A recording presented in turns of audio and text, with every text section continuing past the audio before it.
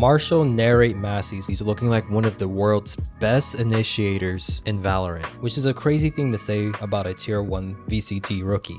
A rookie based in America and playing across the pond for a European and French team in Karmine Corp. Marshall's story just proves that there's truly a lot of talent in the America's tier 2 scene, and maybe other teams in different regions should be looking at them as well. But first, the real question is, how did he even get here? Well, he started in tier 3 with a team named Raw Dogs. I love it. Here, he will show flashes of brilliance on both duelist and initiator agents. His skill set would get him into the Mad Lions roster, where he will light things up as the team's entry fragger. That good job, soldiers. Oh my god, Shorty versus Shorty. Jet versus Jet again. Oh, he flanked them. Unbelievable duel.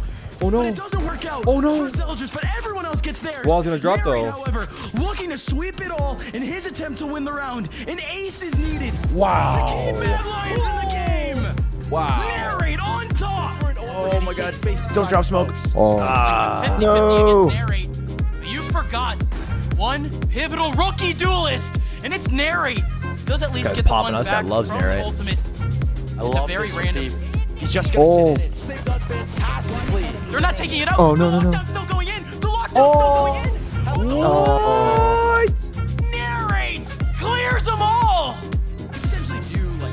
Oh my god. To baby scale his way up, but he cannot go any slower. Huge shock there coming up from Mad, and Narrate. He looks so good. God, 4K. It's not an ace though. Not ace though. Dude, it Not looks, an ace. it looks so easy for them. Oh my god, the team is just deflated. However, Mad Lions will get dominated by many other challengers teams. Narrate would look amazing against them by sporting a lot of 30 bombs here and there, but at times will come up short or struggle against the top teams that actually had former tier 1 talent. But hey, this is Valorant, a team-based game where you can't blame one person for a team's failure. But still, how would Narrate get picked up by a French team if he's been playing in the America's Challengers League? If you're looking for players from tier 2 Valorant, surely you will set your eyes on the top performing ones rather than a team that basically got relegated. So not only would you have to be like a tier 2 superfan to know of this guy, but you would have to have a crazy eye for talent. Enter Eng, Gambit's former coach, who is now helping Karmine Corp go through a little bit of a renaissance in Valorant. This is just a theory, but Eng was on TSM during this time. However, even when TSM played Mad Lions, Narrate wasn't on the org yet. But maybe because of Eng's time in tier 2 made him aware of Narrate's skill set and allowed for a tryout. A shaky tryout at that. Did you trial as duelist during your trial? Because I heard the process was quite like grueling. Yeah, I trialed. Yeah, I trialed on Duelist because I was on 110 ping because I was in NA. Yeah. So I was Wow. trialing on 110 ping playing Duelist. I think, and then after like the first trial, he was just like, "Okay, you're not playing Duelist, you're playing Flex." Oh I my was like, goodness. Okay, and you were fine with that? You were like, Oh yeah, of course. Regardless of how things turned out, we're currently living in the present with KC Narrate. However, we could have been living in a world though, where this guy could have ended up with Koi since Mad Lions and them had a merger. Luckily for the Blue Wall, that wasn't the case, as the world saw during emea's kickoff event. Karmine Corp was in Group A, which we now know was the group of death for emea. And the main reason for fans to miss this fact was because both Team Heretics and Karmine Corp in the previous year stunk it up. Both at the bottom of the league, and both had a drastic makeover with young talent that did not touch the tier 1 stage at this time. However, as we know now, they proved to be the best team at the start of the year in this region. We got to see Narrate just tear it up. One of the scary aspects of this guy is the fact that he's a duelist turned into a fragging initiator. Most duelists who transition into this role struggle to keep getting high kills, mainly because you don't ask your initiator to top frag. Rather, set up the team for success. There's only a handful of players that I think you can constantly see at the top of a scoreboard with one of these agents. Yang from FPX, Leo from Fnatic, Chronicle during his Gambit days, and even Massesy, who can occasionally give out those numbers till this day. However, Narrate ended emea's kickoff tournament with the highest ADR and KD among all players. He was also third in ACS and assists. The only players to beat his assist tallies were his teammates. These numbers tell us he was an offensive juggernaut, numbers he continued to put up in Masters Madrid. And yes, he did play Raze, but his fade was far superior at this point, especially on Lotus. Many of Narrate's iconic clutches have happened on Lotus, an ace site to be specifically. Yes, KC did have gun advantage, but getting an ace isn't an easy thing to do. However, my favorite moment would have to be this match against Sentinels. It has everything that you will want in a clip. A must-win round, the odds stacked against a player, good awareness, and the aim to finish it out. Plus, the coach's reaction was just a cherry on top. Just no chance, surely. Anything taps it, hoping that a few of these players will be out wide and open! Unbelievable! This time! Unbelievable! Endless seconds available! Celsius is miles away. The Nightfall going to confirm that he's not playing towards Rubble. Narrate, 9 below! You had the rise in action, suspense, drama, the climax, and comedy. Watching this live felt like watching peak Valorant, and the assistant coach's reaction must have mirrored many of the KC fans too. At least I would hope so. Because shoot, I got up and kicked my chair in excitement after it happened. All these clips happen not only on Lotus, but A-side. If it's a 1v5, most people say no way Jose, but if you're telling me that the one person alive is Narrate, and the round is ending on A-side of Lotus, then I'm putting all my chips on blue. With the game on the line, one shot, who would you rather have taking it? Fate of the universe on the line, or the Martians have the death beam pointed at Earth, you better hit it. I want Narrate. Now, of course, he probably wouldn't win a 1v5, but if it happens in the future on Lotus A site, don't be surprised at the outcome of him winning it. But I might have jumped the gun a bit here.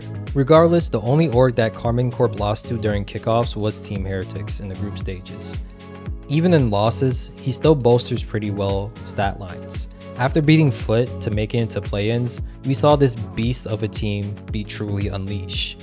Martine, Narrate, and Magnum were going crazy for them. Shin and Tomazine were good too, but it's hard to stand out when your IGL is dropping 22, 19, and 11 on Sky, and your star initiator in Narrate plays a freaking Reyna on Ascent of all maps, just to dominate with a 166 average damage per round too.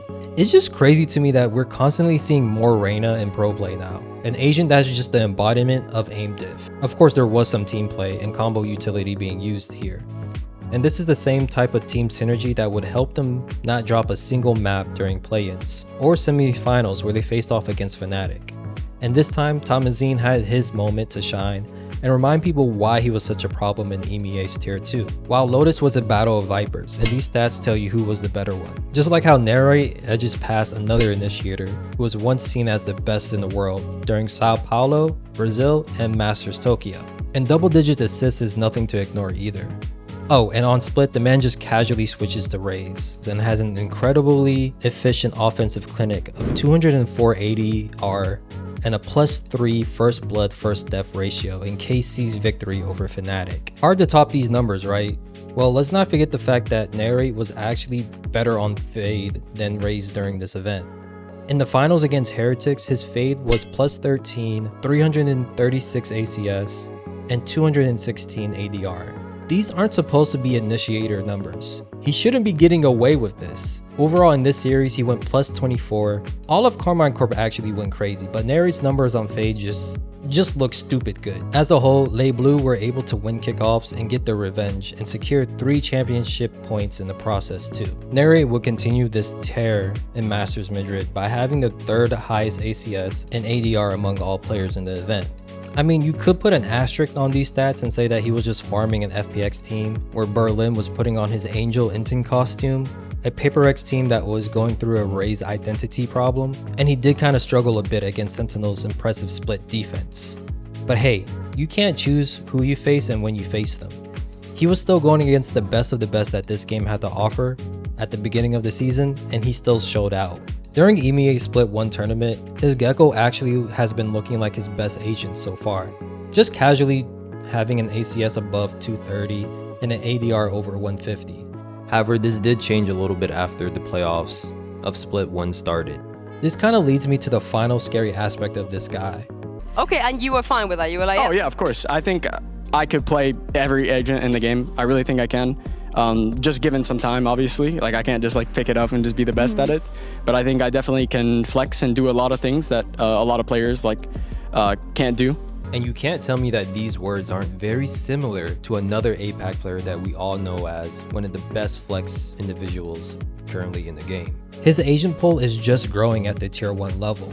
The sample size might be small, but remember this is his first year with Karmine Corp in the official Riot Games matches. This isn't something that you expect of a rookie, to juggle multiple roles and agents, and not a single one of these characters are under 200 ACS or have a negative KD.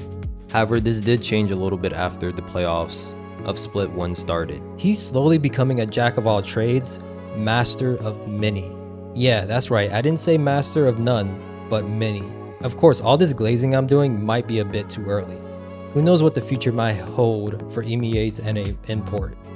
He could continue to dazzle us all on agents that have no business to be top fragging, or he could start to slump a bit like many other NA talents have in the process. I doubt it though. Marshall still proves though that there is a lot of talent in NA's tier 2 scene, and maybe other teams should be taking a look at them. Regardless, he is still special, and Karmine Corp did an amazing job at bringing this man to the international stage. I just want people to like remember me as like someone will remember like Shroud or Stewie 2K or Tarek or one of these big North American players that when people look at me, they're like, I want to be like this guy. And it's just going to stop them all in their tracks. They might be moving in one by one, but Narrate is good for it!